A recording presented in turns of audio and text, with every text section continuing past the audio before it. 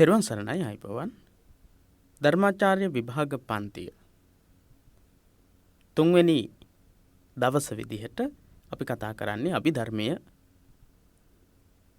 පොතට අදාළව, අභිධර්මය ප්‍රශ්න පත්‍රයට අදාළව තොරතුරු සාකච්ඡා කරන්නේ. ඉතින් මේ සියලුම සාකච්ඡාවන් පිරිවෙන දහම් පාසල YouTube නාලිකාව, Facebook, එහෙම නැත්නම් මුහුණු පොතේ ධර්මාචාර්ය විභාග පන්ති එකමුතුව කියන සමූහය,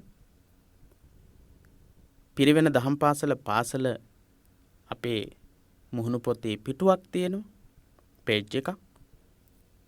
මේ සියලුම දේවල් ඔස්සේ අපි මේ සාකච්ඡාවන් සිද්ධ කරන්නේ.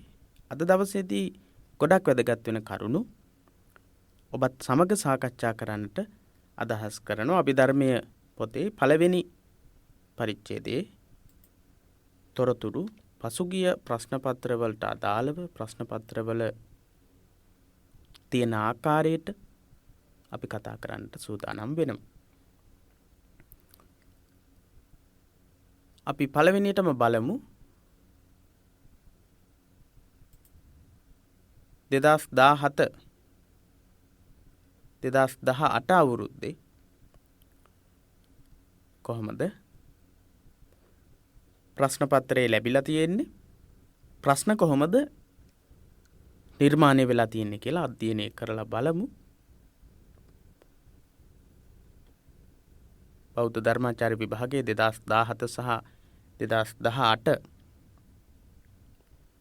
අවුරුද්දේ අභිධර්මයේ තුන්වෙනි ප්‍රශ්න පත්‍රයේ එස් අකුරින් කියවෙන්නේ සිංහල මාධ්‍ය කියන එක. සිංහල මාධ්‍ය තුන්වෙනි ප්‍රශ්න පත්‍රයේ ප්‍රශ්න පත්‍ර අංකය පැය 3යි ලැබෙන්නේ. එක කොටසේ ප්‍රශ්නයද දෙක කොටසින් තෝරාගත් තවත් ප්‍රශ්න 4ක්ද ඇතුළුව ප්‍රශ්න 5කට පමණක් පිළිතුරු සපයන්න. කොටස් දෙකයි තියෙන්නේ. කොටස් දෙකෙන් පළවෙනි කොටසේ තියෙන ප්‍රශ්න ඔක්කොටම පිළිතුරු දෙන්නට ඕන, පිළිතුරු සපයන්නට ඕන. දෙවෙනි කොටසේ ප්‍රශ්න 4ක් තෝරාගෙන පිළිතුරු ලබා දෙන්නට ඕන. පළවෙනි කොටසේ ප්‍රශ්න හැදෙන්නේ මෙන්න මේ විදිහට. ත්‍රිපිටකය තුළ නිප්පර්යාය දේශනා හා සප්පර්යාය දේශනා අන්තර්ගත වන පිටක දෙක පිළිවෙලින් නම් කරන්නට කියන. අපි පළවෙනි පාඩමේදී මේ ගැන කතා කරනවා. අ සහ ආ විදිහට අපිට පිළිතුරු ලබා දෙන්න පුළුවන්. මේ ප්‍රශ්න පත්‍රයේම තමයි පිළිතුරු ලබා දෙන්නට තියෙන්නේ, පිළිතුරු ලියන්නට තියෙන්නේ. එක කොටසේ ප්‍රශ්නවලට පිළිතුරු මෙම ප්‍රශ්න පත්‍රයේම ලියා දෙක කොටසේ පිළිතුරු පත්‍රය සමග අමුණා බාර දෙන්න කියලා කියන්නේ. ලකුණු 2ක් ලැබෙනවා. ඊළඟට තේරී විභජ්‍යවාදී අභිධර්ම සම්ප්‍රදායට අයත් සප්තප්පකරණයෙන් 4ක් නම් කරන්නට කියලා. ඒත් ලකුණු 2යි ලැබෙන්නේ. ප්‍රකරණ 7න් 4ක් නම් කරන්නට ඕන, ලකුණු 2යි ලැබෙන්නේ. ඊළඟට දෝෂමූලික අකුසල් සිත්වල පටිගය ඇතිවීමට හේතු වන කරුණු 3ක් දක්වන්නට කියන ප්‍රශ්නේ ලකුණු 3ක ප්‍රශ්නයක්. සීල ශික්ෂාවට අයත් මාර්ගාංග නම් කරන්න ලකුණු 3ක ප්‍රශ්නයක්. සෝවාන් මාර්ග ඥානයෙන් ක්ෂය වන සංයෝජන නම් කරන්න ලකුණු 3ක ප්‍රශ්නයක්. ඊළඟටත් ලකුණු 3ක ප්‍රශ්නයක්. ඊළඟට යෝනිසෝ මනසිකාරය හඳුන්වා එයින් ලැබෙන ප්‍රයෝජන 2ක් දක්වන්නට කියලා කියනවා. හැඳින්වීම 1 අයන්න යටතේ හඳුන්වලා ඊළඟට ප්‍රයෝජන ලියන්නට තියෙනවා. ඒ විදිහට ලකුණු 2 සහ ලකුණු 3 බැගින් ලැබෙන ප්‍රශ්න 10ක් ඒ කොටසට අන්තර්ගතයි. ඒ කොටසට අන්තර්ගත වෙනවා. ඊළඟ කොටස දෙවැනි කොටස. මේ කොටසින් ප්‍රශ්න 4ක් තෝරා ගන්නට ඕන. ලකුණු ලබා ගන්නට ප්‍රශ්න 9ක් තියෙනවා. 9න් ප්‍රශ්න 4යි තෝරගන්නට තියෙන්නේ. ලකුණු ලබා දීමේ පටිපාටිය ගත්තොත් හැම ප්‍රශ්නයකටම එක විදිහට තමයි ලකුණු ලබා දීලා තියෙන්නේ. පළවෙනි ප්‍රශ්නය සඳහා ලකුණු 2ක්, ඊළඟ ප්‍රශ්නයට ලකුණු 3ක්, ඊළඟට ලකුණු 6ක්, ඊළඟට ලකුණු 7ක්. ඒ විදිහට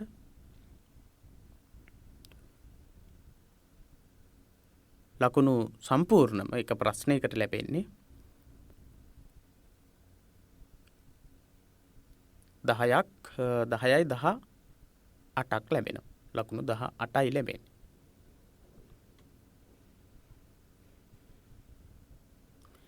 පළවෙනි ප්‍රශ්නේ මෙන්න මෙහෙමයි තියෙන්නේ. අභිධර්මයට අදාළ නිදාන දෙක නම් කරන්න. අපි මෙතනදී මේ පාඩමේදී කතා කරනවා. සුත්තන්ත පර්යාය යන්න පහදන්න. සුත්තන්ත පර්යාය කියන්නේ මොකක්ද කියලා පැහැදිලි කරන්නට කියනවා. ලකුණු 3ක් ලැබෙනවා. ඊළඟට ලකුණු 6ක් ලැබෙනවා. රෝමී ඉලක්කම් 1 යටතේ අයන්න ආයන්න කියන දෙකට ලකුණු 5ක් ලැබෙනවා. ලකුණු 2කුත් ලකුණු 3කුත්. ඊළඟට තේරී විභජ්‍යවාදී අභිධර්ම සම්ප්‍රදාය පිළිබඳව හැඳින්වීමක් කරන්නට කියන ප්‍රශ්නේ ලකුණු 6ක් ලැබෙනවා. විභජ්‍යවාදී අභිධර්ම සම්ප්‍රදාය පිළිබඳව හැඳින්වීමක් කිරීම තමයි තියෙන්නේ. අපි කතා කරන්නේ වැඩිපුරම කතා කරන්නේ තේරී විභජ්‍යවාදී අභිධර්ම සම්ප්‍රදාය පිළිබඳව පළවෙනි පාඩමේදී. ධම්මසංගණී ප්‍රකරණය පිළිබඳව එහි ඇතුළත් මූලික කරුණු පදනම් කර ගනිමින් විස්තරයක් කරන්න. ප්‍රකරණ 7 ගැනම දිග විස්තර පුළුල් විදිහට සාකච්ඡා කරලා තියෙනවා. මොනවද මේ ප්‍රකරණ 7 තියෙන්නේ කියලා. අභිධර්මය පිළිබඳව අනිවාර්යයෙන්ම ධර්මාචාර්ය විභාගයට පෙනී සිටින්නට බලාපොරොත්තු වෙන පිරිස හැටියට අනිවාර්යයෙන්ම හොඳ දැනුමක් වැටහීමක් ඇති කරගෙන තියෙන්නට ඕන. ධර්මාචාර්ය විභාගයේ සමත් වීමම එකම අරමුණ බවට පත් කරගත යුතු වෙන්නේ නැහැ. ධර්මාචාර්ය විභාගියත් සමත් විය යුතුම වෙනවා. ඊට අමතරව තේරවාදී අභිධර්ම සම්ප්‍රදාය තුළ තියෙන විශේෂ ඉගැන්වීම් එහි අගමුල මොකක්ද කියන එක පිළිබඳව වටහා ගැනීමට මේ හැදෑරීම් ගොඩක් ඔබට වැදගත් වේ. ඊළඟට 2018-2019 අවුරුද්දේ ප්‍රශ්න පත්‍රයේ දෙවැනි කොටස අපි බලමු. පළවෙනි කොටස මෙතන නැහැ. අපිට මුලින් කතා කරපු ප්‍රශ්න පත්‍රයේ ආකෘතියටම තමයි ඒකත් මේකෙත් නිර්මාණය වෙන්නේ. අපි බලමු දෙවැනි ප්‍රශ්නේ. දෙවැනි කොටසේ දෙවැනි ප්‍රශ්නේ. පළවෙනි කොටසේ පළවෙනි ප්‍රශ්නේ තියෙන්නේ අභිධම්මේ ද්වේ නිදානානි අධිගම නිදානං දේශනා නිදානං යන පාලි පාඨයේ සරල සිංහල අර්ථය දක්වමින් අභිධර්මයේ ආරම්භය හා විකාශය පිළිබඳව විස්තර කරන්න කියන ලකුණු 4ක ප්‍රශ්නය. ඊළඟට තේරීය විභජ්‍යවාදීන්ගේ අභිධර්ම සම්ප්‍රදාය පිළිබඳව විස්තරයක් කරන්නට කියන ලකුණු 6ක ප්‍රශ්නය. ඊළඟට ධම්මසංගණී ප්‍රකරණය හා පුද්ගල පඤ්ඤත්ති ප්‍රකරණය පිළිබඳව වෙන්වෙන්ව හැඳින්වීම කරන්න කියන ප්‍රශ්නය. 2017 අවුරුද්දේ 2019 අවුරුද්දේ 2018 අවුරුද්දේ 2019 අවුරුද්දේ ධම්මසංගණී ප්‍රකරණය හා පුද්ගල පඤ්ඤත්ති ප්‍රකරණය ආදී ප්‍රකරණ ග්‍රන්ථ පිළිබඳ විස්තරයක් අහලා තියෙනවා. ඒ නිසා ප්‍රකරණ ග්‍රන්ථ 7ට අනිවාර්යයෙන්ම ඔබ අවධානය යොමු කළ යුතුයි. ප්‍රකරණ 7 තුල මොනවද ඉගැන්වෙන්නේ කියන එක. හොඳයි, එහෙමනම් අපි බලමු අද සාකච්ඡා කරන්නට තියෙන තොරතුරු. පාඩම සාකච්ඡා කරගෙන යනකොට ඒ තොරතුරු වලට අනුව කොහොමද ප්‍රශ්න නිර්මාණය වෙලා තියෙන්නේ කියන එකත් අපි කතා කරමු. අභිධර්මයේ ප්‍රභවය හා සංවර්ධනය කියන පාඩම තමයි පළවෙනි පාඩම. අභිධර්මයේ ප්‍රභවය හා සංවර්ධනය කියන මාතෘකාව යටතේ ඔබට වැදගත් වෙන කරුණු ලියා ගන්නට සටහන් පොතක් එහෙම නැත්නම් සටහන් ලියා ගන්නට කොළ ළඟට තබාගෙන අපි මේ සාකච්ඡාව ආරම්භ කරමු. තනිවම ඔබ පොත අධ්‍යයනය කරනවට වඩා බොහෝ දේවල් මේ පාඩම් සාකච්ඡා වලින් ඔබට ලබා ගන්නට පුළුවන් බව අපි ඔබට ප්‍රකාශ කරනවා. ඔබ පාඩමක් 2ක් 3ක් අධ්‍යයනය කරලා බලන්න. ඔබ තනියම මේ පාඩම් අධ්‍යයනය කරන එකත් මේ සාකච්ඡාවලට සම්බන්ධ වෙමින් මේ පිළිබඳව අධ්‍යයනය කරන එකත් කියන දෙකේ වෙනස කොයිතරම් ඔබට දැනේවිද කියලා. ඉතින් මේ කාරණාවන් හොඳින් අවබෝධ කරගත යුතුයි. අපි වෙහෙස මහන්සි අරගෙන මේ පාඩම් නිර්මාණය කරලා ඔබ සාර්ථක ආකාරයෙන් මේ විභාගවලට මුහුණ දෙනවා. සහ මුහුණ දීලා වැදගත් වෙන ගෞරවාන්විත ධර්මාචාර්යවරු පිරිසක් රට තුල බිහි වෙනවා දකින්නට තමයි අපි මේ සාකච්ඡාවන් මේ විදිහට කරන්නේ. ඒ වගේම මේ විදිහට මේ පාඩම් නිර්මාණයන් සිද්ධ කරන්නේ. තේරවාදී බෞද්ධයන්ගේ ත්‍රිපිටකය, සූත්‍ර පිටකය සහ විනය පිටකය, අභිධර්ම පිටකය කියලා ආකාර 3යි. සූත්‍ර පිටකය, විනය පිටකය සහ අභිධර්ම පිටකය. සූත්‍ර, විනය, අභිධර්මය. අපි දන්නවා ඒක. මේන් අභිධර්ම පිටකය ධර්මයන් අතර විශේෂ ගෞරවාදරයට පාත්‍ර වෙයි. සූත්‍ර පිටකය සහ විනය පිටකය, අභිධර්ම පිටකය කියන පිටක තුනෙන් ගොඩක් අවධානයට යොමු වෙච්ච, ගොඩක් සාකච්ඡාවට බඳුන් වෙච්ච පිටකය තමයි අභිධර්ම පිටකය. සූත්‍ර පිටකය, විනය පිටකය සහ අභිධර්ම පිටකය කියන පිටකවලින් සූත්‍ර පිටකය සහ විනය පිටකය කියන දෙකටම වඩා අභිධර්ම පිටකය ගොඩක් දෙනෙක්ගේ සාකච්ඡාවට, විවේචනයට භාජනය වෙච්ච පිටකයක්. එහි අන්තර්ගත කරුණු පරමාර්ථ ධර්මයේ වශයෙන් හඳුන්වනු ලැබේ.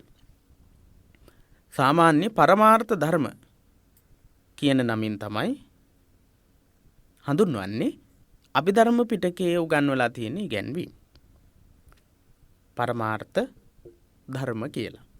පරමාර්ථ ධර්ම විදිහට තමයි හඳුන්වන්නේ.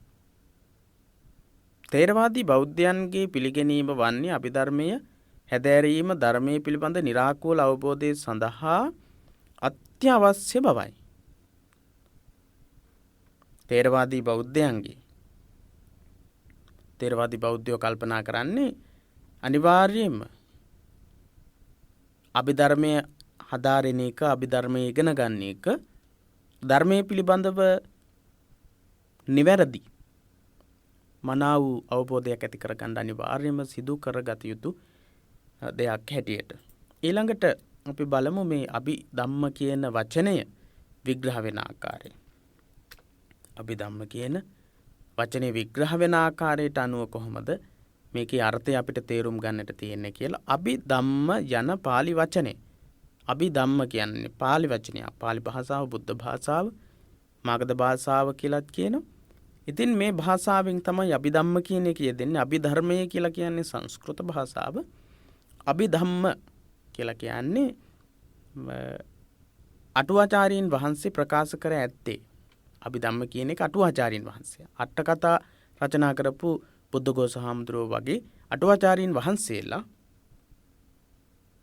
මේක විස්තර කරනවා අතිරේක, විශේෂ අතිරේක යන අදහසක් මේ අභි කියන එකේ තියෙනවා කියලා.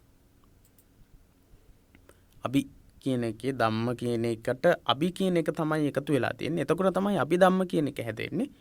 එහෙනම් අභි කියන එකේ අභි කියන මේ උපසර්ගය එකතු වීමත් එක්ක අභි කියන උපසර්ගය අපි විශේෂ කියන්නට, එහෙම නැත්නම් අතිරේක කියන අදහස් ලබා දීම සඳහා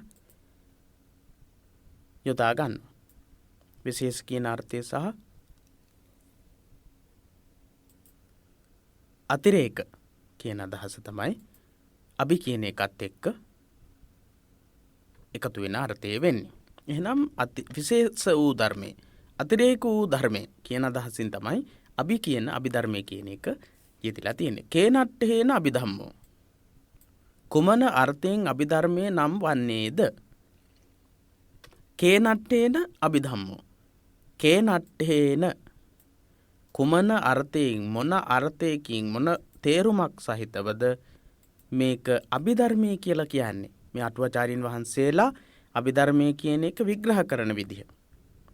අටුවාවේ අභිධර්මයේ කියන එක විග්‍රහ කරන විදිහ තමයි මේ තියෙන්නේ කේනට්ඨේන අභිධම්මෝ. කුමන අර්ථයෙන් අභිධර්මයේ නම් වන්නේද? ධම්මාතිරේක ධම්ම විශේෂට්ඨේන අතිරේක ධර්මීය විශේෂ අර්ථයෙන් විශේෂ ධර්මයේ කියන අර්ථයෙන් අතිරේක විශේෂට්ඨ දීපකෝහි එත්ත අபிසද්දෝ මෙහි යනුවෙන් ධම්මසංගිනී අටුවාවේ දක්වා ඇත. අතිරේක ධර්මයේ විශේෂ ධර්මයේ කියන අර්ථයෙන් අතිරේක විශේෂට්ඨ දීපකෝහි අතිරේක වූ එහෙම නැත්නම් විශේෂාර්ථය විශේෂ කියන අර්ථයේ දීම සඳහා එත්ත කියලා කියන්නේ මේ අභිධර්මයේදී අභිධර්ම පිටකයට යොදාගෙන තියෙනවා. අභි කියන શબ્දයෙන් අතිරේක විශේෂ අර්ථ කියන අර්ථය ලබා දෙනවා කියලායි කියන්නේ. ධම්මාතිරේක ධම්ම විශේෂට්ඨේන අතිරේක විශේෂට්ඨ දීපකෝහි එත්ත අபிසද්දෝ.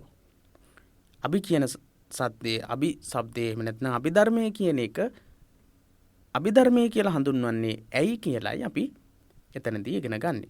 කේනට්ඨේන අභිධම්මෝ. මේක අපි සමහර වෙලාවට පාලි වචන එහෙම නැත්නම් පාලි කොටස් වලින් බැහැර වෙනවා. එහෙම බැහැර වෙන්නට බෑ. අනිවාර්යයෙන්ම පාලි වචන පිළිබඳවත් පාලි කොටස් පිළිබඳවත් මන අවබෝධයක් සාර්ථක පිළිතුරක් කරා යෑම සඳහා අනිවාර්යෙන් අවශ්‍යයි. අපි බලමු පසුගිය විභාග ප්‍රශ්න පත්‍රවල ඒකට සාක්ෂි තියෙනවා.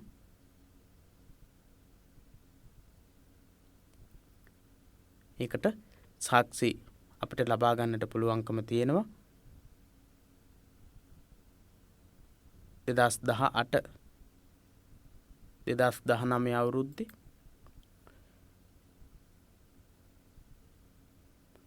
අභිධම්මේ ද්වේ නිදානානි අධිගම නිදානං දේශනා නිදානං යන පාලි පාඨයේ සරල සිංහල අර්ථය දක්වමින් අභිධර්මයේ ආරම්භය හා විකාශය පිළිබඳ විස්තර කරන්න කියන ප්‍රශ්නේ. මේක ඊළඟට අපිට මුණ ගැහෙන පාලි පාඨයක්. ඉතින් ඒ නිසා මේ පාලි පාඨයක් මේ වතාවේදී ඔබට ලැබෙන්නට පුළුවන්කම හැකියාව තියෙනවා. ඒ නිසා මේ කොටස් වලට අවධානය යොමු කරන්න. කේනට්ඨේන අභිධම්මෝ කුමන අර්ථයෙන් අභිධර්මයේ නම් වන්නේද? ධම්මාතිරේක ධම්ම විශේෂට්ඨේන අතිරේක ධර්මයේ විශේෂ ධර්මයේ කියන අර්ථයෙන් අතිරේක විශේෂට්ඨ දීපකෝහි එත්ත අபிසද්දෝ. අභි කියන එකේ දීම තුලින් විශේෂ අතිරේක කියන අදහස ලැබෙනවා කියලා සඳහන් කරලා තියෙනවා. මෙම අභිධර්මයේ ශෛලිය විසින් සූත්‍ර පිටකයට වඩා වෙනස් අයුරකින් ඉදිරිපත් කර ඇති හේයින් එය පරමත්ත දේශනා ලෙස හඳුන්වති.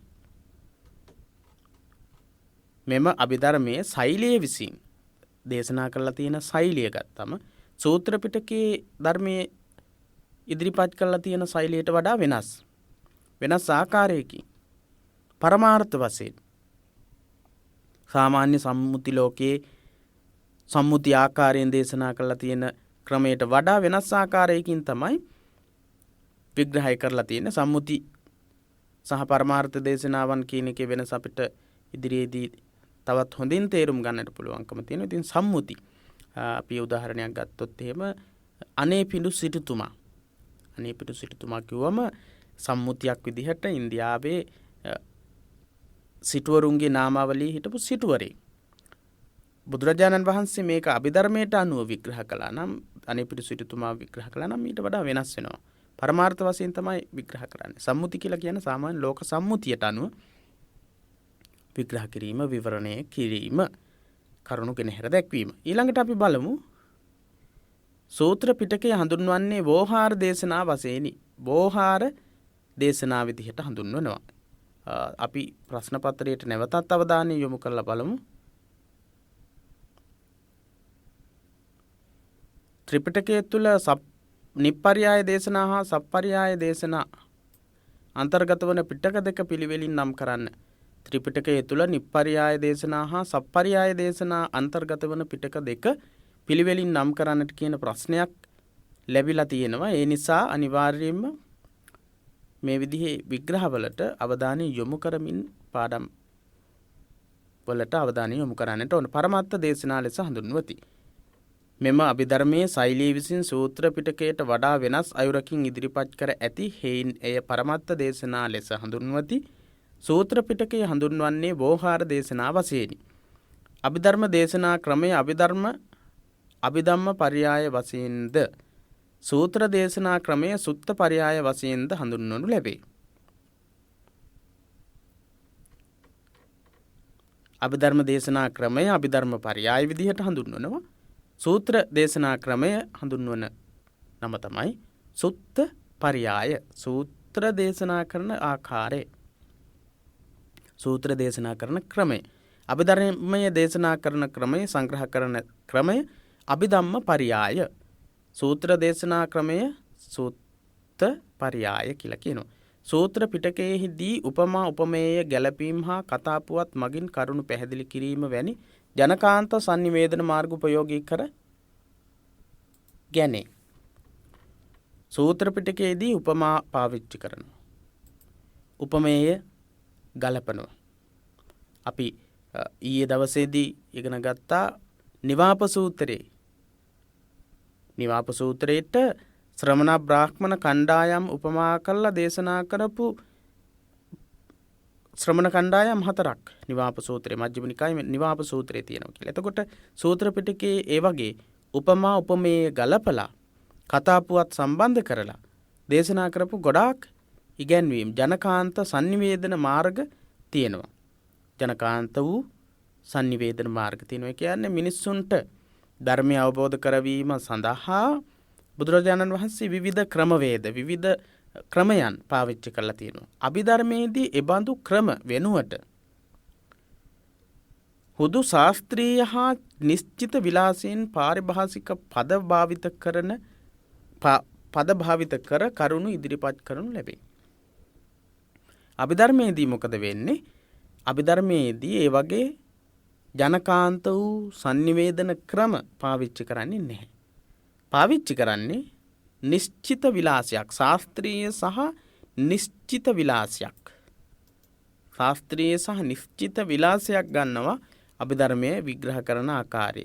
මොකද්ද මේ නිශ්චිත සහ පාරිභාෂික කියලා කියන්නේ? සාමාන්‍ය අභිධර්මයේටම සුවිශේෂිත වූ වචන සහ සාමාන්‍ය විවහාරේ පාවිච්චි කරන දේවල් වලට පාරිභාෂික වචන පද භාවිත කරලා කරනු ලබන විග්‍රහයක් විවරණයක් තමයි අභිධර්මයේදී අපිට දකින්න පුළුවන්කම ලැබෙන්නේ. මේ නිසා සූත්‍ර පිටකයට සප්පරියාය දේශනා යන නමද අභිධර්ම පිටකයට නිප්පරියාය දේශනා යන නමද විවහාර කරනු ලැබේ. ප්‍රශ්නය අපි නැවත වතාවක් අවධානයට ගනිමු. ප්‍රශ්නය තමයි ත්‍රිපිටකය තුළ නිප්පරියාය දේශනා හා සප්පරියාය දේශනා අන්තර්ගත වන පිටක දෙක පිළිවෙලින් නම් කරන්නට කියන ප්‍රශ්නය. එහෙනම් අපි අවධානය යොමු කරලා බැලුවොත් නැවත වතාවක් මොකද්ද සප්පරියාය දේශනා මොකද්ද නිප්පරියාය දේශනා කියන්නේ කියලා තේරුම් ගන්නට පුළුවන්. සූත්‍ර පිටකයේදී උපමා උපමේය ගැලපීම් හා කතාපුවත් මගින් කරුණු පැහැදිලි කිරීම වැනි ජනකාන්ත sannivedana මාර්ග උපයෝගී කරගන්නවා. අභිධර්මයේදී එබඳු ක්‍රම වෙනුවට හුදු ශාස්ත්‍රීය හා නිශ්චිත විලාසයෙන් පාරිභාෂික පද භාවිත කර කරුණු ඉදිරිපත් කරනු ලබනවා. මේ නිසා සූත්‍ර පිටකයට සප්පරියාය දේශනා යන නමද අභිධර්ම පිටකයට නිප්පරියාය දේශනා යන නමද යෙදෙනවා. ඇයි සූත්‍ර පිටකයට සප්පරියාය දේශනා කියන්නේ අභිධර්ම පිටකයට නිප්පරියාය දේශනා කියන්නේ කියලාත් අපි දැනගන්නට ඕනේ. ඒ වගේම අහන ප්‍රශ්නෙට අනුව සූත්‍ර පිටකයේ සප්පරියාය දේශනාද නිප්පරියාය දේශනාද අභිධර්ම පිටකයේ සප්පරියාය දේශනාද නිප්පරියාය දේශනාද කියලා තමයි එතනදී අහලා තියෙන්නේ. ඊළඟට තියෙන කොටසට අවධානය යොමු කරමු. ඇතැම් විට සූත්‍ර අභිධර්මයේහි කරුණු බෙදා හදා විවරණය කරන ක්‍රමවල වෙනත් ක්‍රමවලින් ප්‍රභේද කර බෙදා හදා විවරණය කිරීම අභිධර්මයේහිද සිදුවේ. සමහර වෙලාවට සූත්‍ර අභිධර්මයේහි කරුණු බෙදා හදා විවරණය කරන ක්‍රමවලට වෙනත් ක්‍රමවලින් ප්‍රභේද කරලා තියෙනවා. මේ කියන්නේ සූත්‍ර පිටකයේ කරුණු විග්‍රහ කරලා තියෙන විවරණය කරලා තියෙන ක්‍රමයට වෙනස් ක්‍රමවේද පාවිච්චි කරලා තියෙනවා අභිධර්මයේදී. අභිධර්මයේදී සූත්‍ර පිටකයේදී කරුණු විග්‍රහ කරන විවරණය කරන ක්‍රමයට වඩා වෙනත් ක්‍රමයකින් විවරණය කරලා තියෙනවා විග්‍රහ කරලා තියෙනවා. එසේ වූ විට සුත්තන්ත භාජනීය හා අභිධම්ම භාජනීය වශයෙන් එම වෙනස හඳුන්වා දෙනු ලැබේ. අපි මෙතනදී සාකච්ඡා කළේ සමහර වෙලාවට සූත්‍ර අභිධර්මයේ කරුණු සූත්‍ර පිටකයේ උගන්වන ඉගැන්වීම් වලට වඩා වෙනස් ක්‍රමවලට කරුණු බෙදා හදා දැක්වීමේ ක්‍රමයක් අභිධර්මයේදී පාවිච්චි කරනවා. එහෙනම් සූත්‍ර බෙදලා දක්වන විදිහත් විවරණය කරන විදිහත් අභිධර්මයේ විවරණය කරන විදිහත් බෙදා හදලා දක්වන විදිහත් වෙනස්. ඒ නිසා සුත්තන්ත භාජනීය සූත්‍රවල කරුණු බෙදා හදා විවරණය කරලා දක්වන විදිහට කියනවා සුත්තන්ත භාජනීය කියලා. අභිධර්මයේ කරුණු බෙදා හදලා විවරණය කරලා විස්තර කරලා දක්වන ක්‍රමයට කියනවා අභිධම්ම භාජනීය කියලා. සුත්තන්ත භාජනීය අභිධම්ම භාජනීය. සප්පර්යාය දේශනා නිප්පර්යාය දේශනා කියලා අපි කතා කළා. වෝහාර දේශනා සම්මුති දේශනා ආදී විදිහට අපි ඉගෙන ගත්තා අභිධර්ම පිටකය. මේ විදිහට විවිධ ක්‍රම විවිධ විවරණ ඔස්සේ අභිධර්මයේ පිළිබඳව අභිධර්ම පිටකය පිළිබඳව අපිට ඉගෙන ගන්නට තියෙනවා ඉගෙන ගන්නට වෙනවා. ඒ කරුණු ඔබට පැහැදිලි වෙන්නට ඇති කියලා අපි විශ්වාස කරනවා. ඊළඟට ථේරවාදී සම්ප්‍රදායේ අභිධර්මයට හිමි කර ඇති ගෞරවනීය ස්ථානයේ තේරුම් ගැනීමට බුද්ධඝෝෂ හිමියන් ඒ පිළිබඳව පවසන මේ කියුම වැදගත් වේ. ථේරවාදී සම්ප්‍රදාය තුල අභිධර්ම පිටකයට කොයි වගේ ස්ථානයක්ද ලැබිලා තියෙන්නේ? එහෙම නැත්නම් කොයි වගේ ගෞරවාන්විතකමක් අභිධර්ම පිටකයට ලබා දීලා තියෙනවද? අභිධර්ම පිටකයේ තියෙන දේවල් වලට ලබා දීලා තියෙනවද කියන එක පැහැදිලි කරගන්න පුළුවන් බුද්ධඝෝෂ හාමුදුරුවන් වහන්සේ දක්වලා තියෙන පාඩයක් තියෙනවා. ඒ පාඩේට අනුව ඒ කියන්නේ අභිධර්මයේ හැදෑරීම ධර්මයේ පිළිබඳව ප්‍රගුණත්වයක් ධර්මයේ පිළිබඳව සම්පූර්ණත්වයකට පත්වීමක් හැටියට තමයි බුද්ධඝෝෂ හාමුදුරුවන් වහන්සේ මේ ප්‍රකාශය තුලින් දක්වලා තියෙන්නේ. මේ ප්‍රකාශය අභිධර්මයේ නොදත් තැනැත්තා ධර්ම දේශනා කරන්නට ගිය විට මෙය ස්වවාදය මේ පරවාදය යන නිරවුල් අවබෝධයෙන් නැති හේයින් ඒවා පටලවා දේශනා කරයි. ප්‍රධාන ලක්ෂණය මොකක්ද? අභිධර්මය නොදත් තැනැත්තා ධර්ම දේශනා කරන්නට ගිය විට මෙය ස්වවාදය කියලා කියන්නේ ථේරවාදයට අයිති දෙයක් කියලා දන්නේ නැහැ. මේ පරවාදය යන නිරවුල් අවබෝධය මේක ථේරවාදයට අයිති නැති වාදයක් කියලා තේරුම් ගන්න බෑ. වැටහෙන්නේ නැහැ, පැහැදිලි කරගන්න බෑ. ඒ නිසා වරදවලා වැරදි විදිහට විග්‍රහ කරනවා විවරණය කරනවා.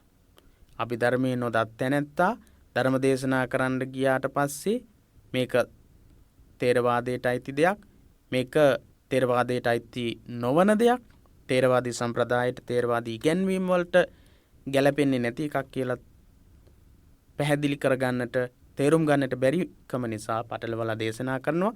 ස්වවාදයක් ලෙස පරවාදයේ දක්වනවා, පරවාදයේ ස්වවාදයක් විදිහට දක්වනවා කියලා බුද්ධඝෝෂ හාමුදුරුවෝ දක්වලා තියෙනවා. එහෙත් අභිධර්මයේ දත් තැනැත්තා ඒ නිවැරදිව තේරුම්ගෙන ධර්ම දේශනා කරයි. ධර්මයේ වෙනත් කරුණු සමග පටලවා නොගනී. ධර්මයේ වෙනත් කරුණුත් එක්ක පටලවා ගන්නේ නැහැ කියලයි බුද්ධඝෝෂ හාමුදුරුවෝ දේශනා කරන්නේ. බුද්ධඝෝෂ හාමුදුරුවන් වහන්සේ සඳහන් කරලා තියෙන්නේ අභිධර්මයේ පිළිබඳව මනා වූ වැටහීමක් අවබෝධයක් ඇති කරගත්ත තැනැත්තා ස්වවාද පරවාද නිවැරදි විදිහට විවරණය කරන්න විග්‍රහ කරන්න හැකියාව තියෙන කෙනෙක් බවට පත් වෙනවා කියලයි බුද්ධඝෝෂ හාමුදුරුවන් වහන්සේ සඳහන් කරන්නේ. මෙම අභිධර්මයේ අන්තර්ගත අභිධර්ම පිටකය ප්‍රථම හා ද්විතීය ධර්ම සංගායනාවන්හිදී සංගායනා කරනු ලැබුවේද? මේ අභිධර්මයේ අභිධර්මයේ තුල අන්තර්ගත වෙන්නා වූ කරුණු පළවෙනි සහ දෙවැනි ධර්ම සංගායනාවේදී සාකච්ඡා වුණාද? ධර්මය හා විනය වශයෙන් තම දහම ද්විප්‍රකාර බව දැක්වූ බුදුරදුන් එය අභිධර්මයේද එක්කර ත්‍රිප්‍රකාර බව නොදැක්වූයේ කවර හේයින්ද? බුදුරජාණන් වහන්සේ ධර්මය හා විනය පරිනිබ්බාන සූත්‍රයේදී බුදුරජාණන් වහන්සේ දේශනා කරන්නේ මගේ ඇවෑමෙන් එහෙම නැත්නම් මම පිරිනිවන් පෑවට පස්සේ ඔබට ශාස්ත්‍රවරයා වෙන්නේ ධර්මය සහ විනය කියලා තමයි අනුශාසනා කරලා තියෙන්නේ. ධර්මය සහ විනය. ඒ වගේම සමහර අවස්ථාවලදී ධර්මයට විනයට ගැලපෙනවා නම් මේ දේ පිළිගන්න. ඔය විදිහට විග්‍රහ කරලා තියෙනවා. හැබැයි අභිධර්මය කියන ඉගැන්වීම මේ අවස්ථාවලදී දකින්නට ලැබෙන්නේ නැහැ. ඉතින් ඒ නිසා මෙන්න මේ කියන ප්‍රශ්න ටිකක් අභිධර්මයේ පිළිබඳව නගනවා. මෙම අභිධර්මයේ අන්තර්ගත අභිධර්ම පිටකයේ ප්‍රථම හා ද්විතීය ධර්ම සංගායනාවලදී පළවෙනි ධර්ම සංගායනාව සහ දෙවෙනි ධර්ම සංගායනාවේදී සංගායනා වෙලා තියෙනවද? බුදුරජාණන් වහන්සේ ධර්මයේ සහ විනය වශයෙන් දේශනා කරලා ආකාර දෙකකින් දේශනා කරපු බුදුහාමුදුරුවෝ ඒක අභිධර්මයත් එකතු කරලා ආකාර තුනකින් ත්‍රිප්‍රකාර බව දැක්ුවේ නැත්තේ ඇයි කියලා ඊට පස්සේ සූත්‍ර දේශනාවලට වගේම අභිධර්මයට නිදාන කතාවක් දක්වලා නැත්තේ ඇයි? හැම සූත්‍රයක්ම සාවත්ති නිදානක්. ඒ වගේම අභිධර්ම විනය පිටකයේදී විනය ශික්ෂාවක් පැනවීමේදී ඒ විනය ශික්ෂාව පනවන්නේ කාටද මොන වගේ සිදුවීමක් පදනම් කරගෙනද කියන එක ගැන කියනවා. සඳහන් වෙනවා. එතකොට අභිධර්මයේ සඳහා එවැනි දෙයක් සූත්‍ර දේශනාවලට මෙන්ම අභිධර්මයට නිදාන කතාවක්. අභිධර්මයට නිදාන කතාවක් නැත්තේ. ඔය විදිහේ ප්‍රශ්න ටිකක් රාශියක් අභිධර්මයේ පිළිබඳව මතු කරලා තියෙනවා. මේ ප්‍රශ්න අනුසාරයෙන්ම අභිධර්මයේ මූලික බුද්ධ දේශනාවක් නොවේති පවසන විචාරකයෝද වෙති. සමහර අය මේ නිසාම අභිධර්මයේ කියලා කියන්නේ බුදුරජාණන් වහන්සේගේ දේශනාවක් නෙවෙයි කියලා දක්වන්න උත්සාහ කරනවා. අපි මුලින් කියපු ප්‍රශ්න තමයි අභිධර්මයේ බුද්ධ භාෂිතයක් නෙවෙයි කියන්න සමහර විචාරකයෝ ගන්න ප්‍රශ්න. අපි ධර්මාචාර්ය විභාගය කරන දරුවෝ හැටියට පිරිස් හැටියට මේ පිළිබඳව නිවැරදි වැටහීමකින් යුක්තව අවසානයේදී බුදුරජාණන් වහන්සේගේම උතුම් වූ සම්බුද්ධ දේශනාවක් බව කරුණු සහිතව අභිධර්මය පිළිබඳව ප්‍රකාශ කිරීමේ හැකියාව ඇති කරගත යුතුයි. කරුණු සකාරණව කාරණා සහිතව දැක්විය යුතුයි. ඒ නිසා මේ සාකච්ඡා කරන සාකච්ඡාවන් කාරණාවන් ඔබට වැදගත් වේ. එහෙයින් අභිධර්මයේ පිළිබඳව උනන්දු වන විද්‍යාර්ථීන් නිබඳු ගැටලු පිළිබඳව සාකච්ඡා කිරීම ප්‍රයෝජනවත් කාර්යයි. අභිධර්මයේ පිළිබඳව උනන්දුවක් දක්වන හැමදෙනාටම ඒ වගේ ගැටලු පිළිබඳව සාකච්ඡා කරන එක වැදගත් වෙනවා. ඉතින් මේ ගැටලු වලට මෙන්න මේ විදිහට අපිට පිළිතුරු සාකච්ඡා කරන්න පුළුවන්. ප්‍රථම ධර්ම සංගීතයේදී හා ද්විතීය ධර්ම සංගීතයේදී ධර්ම වශයෙන්ම අභිධර්ම පිටකයේද සංගායනා කළ බව අභිධර්ම පිටකයෙහි අධිකාරීනත්වය ප්‍රාමාණිකත්වයේ පිළිගන්නා ධර්මදරයෝ පවසති. සාමාන්‍ය අභිධර්ම පිටකයෙහි අධිකාරීනත්වය ප්‍රමාණාත්මක භාවයේ පිළිබඳව පිළිගන්න යම්කිසි දෙයක් ප්‍රමාණාත්මකව අධිකාරීත්වයෙන් යුක්තව පිළිගන්න ඒක ප්‍රමාණවත් මේ කරුණු අනුව මේක පිළිගැනීමට පුළුවන් පිළිගන්න පුළුවන් මේක අසත්‍ය දෙයක් නෙවෙයි කියලා ප්‍රකාශ කරන්නට පුළුවන්. අභිධර්මයේ පිළිබඳව අධිකාරීනත්වයේ දරන ප්‍රාමාණිකත්වයේ පිළිගන්න ධර්මදරයෝ ප්‍රකාශ කරනවා. පළවෙනි දෙවෙනි ධර්ම සංගායනාවේදී සූත්‍ර පිටකයේ සහ විනය පිටකයේ සංගායනා වුණා වගේම අභිධර්ම පිටකයක් සංගායනා වෙලා තියෙනවා කියලා.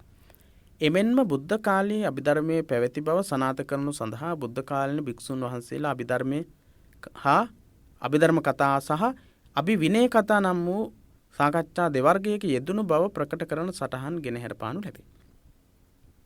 අභිධර්මයේ පිළිබඳව කරුණු දක්වන ආභිධම්මිකයෝ මේක සනාථ කිරීම සඳහා ගෙන හැර දක්වන ප්‍රධාන සාධකයක් තමයි බුද්ධ කාලීන භික්ෂුන් වහන්සේලා බුදුරජාණන් වහන්සේ වැඩ හිටපු කාලයේදීම හිටපු භික්ෂුන් වහන්සේලා කතා වර්ග දෙකක් අභිධර්ම කතා අභිවිනය කතා කියන කතා වර්ග දෙක සිදු කරලා තියෙනවා කියන සාධකය ගෙනහැර දක්වනවා.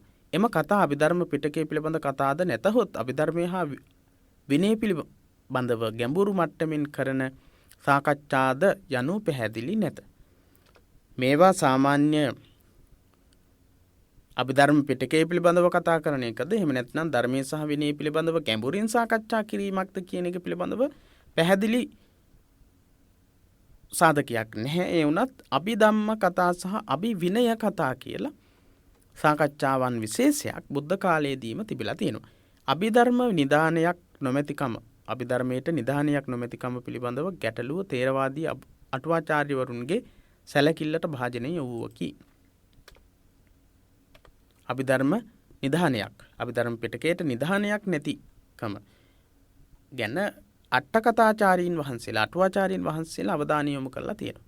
බුදුරජාණන් වහන්සේ ප්‍රථම ආභිධම්මිකයා බව දක්වන අත්තසාලිනී නම් වූ ධම්මසංගණී අටුවාව අභිධර්මයට නිදාන එකක් නොව දෙකක්ම ඇති බව දක්වයි. අභිධර්මයට නිදානයක් නැහැ කියන එක ගැටලුවක් වෙච්ච නිසා. ඒ වගේම බුද්ධ කාලයේදීම පළවෙනි සහ දෙවෙනි ධර්ම සංගායනාවේදී අභිධර්මයේ සාකච්ඡා වුණාද සංගායනා වුණාද කියන එක පිළිබඳව සාකච්ඡා කිරීමේදී ආභිධම්මිකයෝ පිළිගත හැකි ආභිධම්මිකයෝ එක හෙලාම ප්‍රකාශ කරනවා පළවෙනි දෙවෙනි ධර්ම සංගායනාවලදී අභිධර්ම පිටකයත් සංගායනා වුණා කියලා. ඒ වගේම බුද්ධ කාලයේ ඉඳලම අභිවිනය සහ අභිධම්ම කතා කියන කතා විශේෂයක් පැවතුණු බවත් දක්වනවා. ඊළඟට අටුවාචාර්යින් වහන්සේලාගේ අවධානයට යොමු වෙන කාරණාව තමයි නිධානයක් නැද්ද කියන එක. ප්‍රථම ආභිධම්මිකයා බව දක්වන අත්තසාලිනී නම් වූ බුදුරජාණන් වහන්සේ තමයි ප්‍රථම ආභිධම්මිකයා. අත්තසාලිනී කියන අටුවාවේ දක්වන විදිහට අභිධර්මයේ පිළිබඳව ප්‍රථමයෙන්ම අවබෝධ කරගත්ත කෙනා විදිහට අත්තසාලිනී අටුවාවේ දක්වන්නේ බුදුරජාණන් වහන්සේ. අභිධර්මයට නිදාන එකක් නොව දෙකක්ම ඇති බව දක්වයි. අධිගම එකක් නෙවෙයි අධිගම දෙකක්ම තියෙනවා කියලා දක්වනවා. අධිගම නිදාන හා දේශනා නිදාන වශයෙන් නිදාන දෙක මොනවද? අධිගම නිදාන සහ දේශනා නිදාන. අපි බලමු 2017-2018 අවුරුද්දේ අභිධර්මයට අදාළ නිදාන දෙක නම් කරන්නට කියන ප්‍රශ්නය තියෙනවා. ඊළඟට සුත්තන්ත පරියාය යන්න පහදන්න කියන ප්‍රශ්නයක් තියෙනවා. සුත්තන්ත පරියාය අභිධම්ම පරියාය කියලා අපි කොටස් දෙකක් කතා කළා. මොකක්ද මේ අභිධම්ම පරියාය සහ සුත්තන්ත පරියාය කියන්නේ කියලා එතනදී සාකච්ඡා කළා. ඉතින් මෙතනදී අභිධර්මයේ නිදාන දෙක මොකක්ද කියලා අහන ප්‍රශ්නෙට අපිට මෙතනදී පිළිතුරු ලැබෙනවා මේ පාඩමේදී.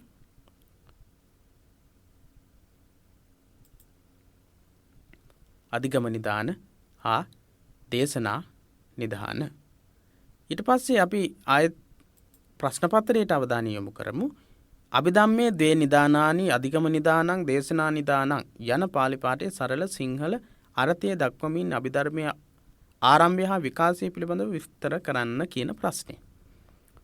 අභිධම්මේ ද්වේ නිදානානි අධිගම නිදානං දේශනා නිදානං කියන ප්‍රශ්නේ 2018-2019 අවුරුද්දේ තමයි ඒක ලැබිලා තියෙන්නේ. එතකොට අධිගම නිදාන සහ දේශනා නිදාන කියන මේ නිදාන දෙක දක්වලා මේ පාලි පාඨය ඒ විදිහටම ඔබගේ පොතේ තියෙන ප්‍රශ්න පත්‍රයේ තිබුණු ප්‍රශ්න පත්‍රයේ තියෙන පාලි පාඨය අභිධම්මේ දේ නිදානානි අධිගම නිදානං දේශනා නිදානං.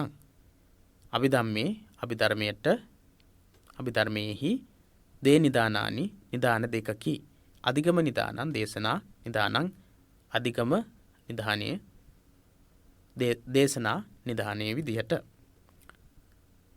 අභිධර්මයට නිදාන දෙකකි.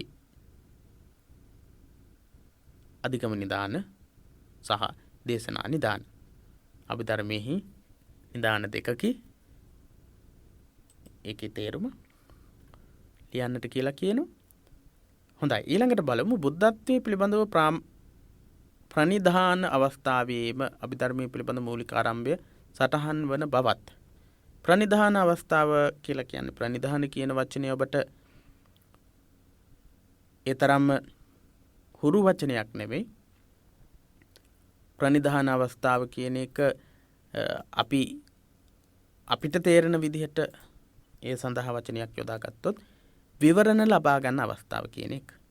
බුද්ධත්වයේ පිළිබඳව ප්‍රනිධාන අවස්ථාවේම අභිධර්මයේ පිළිබඳ මූලික ආරම්භය සටහන් වන බවත් 550ක් ජාතක අවස්ථාවන්හිදී ඒ මුහුකුරාගේ බවත් විවරණ අරගෙන විවරණ ලබාගෙන දීපංකර බුදුරජාණන් වහන්සේගෙන් ඉන්න අනතුරු තමයි 550ක් පමණ ජාතක කතාවලදී ඒක මුහුකුරා ගියා කියලා කියන්නේ.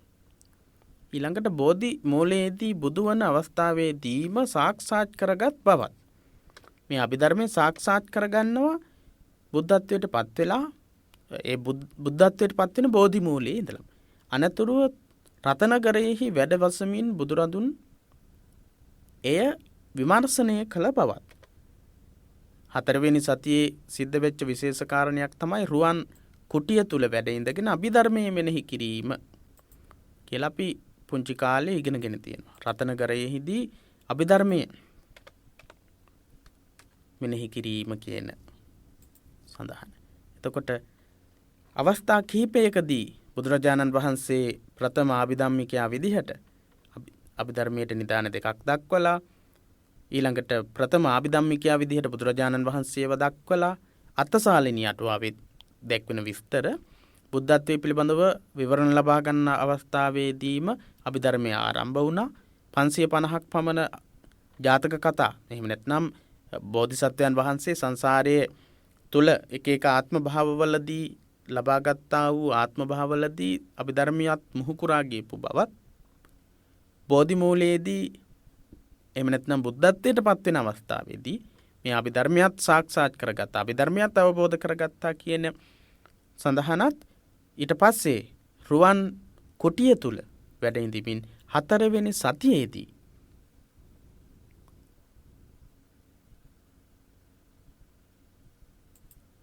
පඨමං බෝධිපල්ලංකං ဒ ුතියංච අනිම්මිසං තතියං චංකමනං සෙට්ටං චතුත්තං රතනාගර රුවන් කුටිය තුල වැඩ ඉඳීම කියන 4 වෙනි සතියේදී එක විමර්ශනය කරපු බවත් දැක්වෙනවා. අධිගම නිදානයේ වශයෙන් දැක්වේ.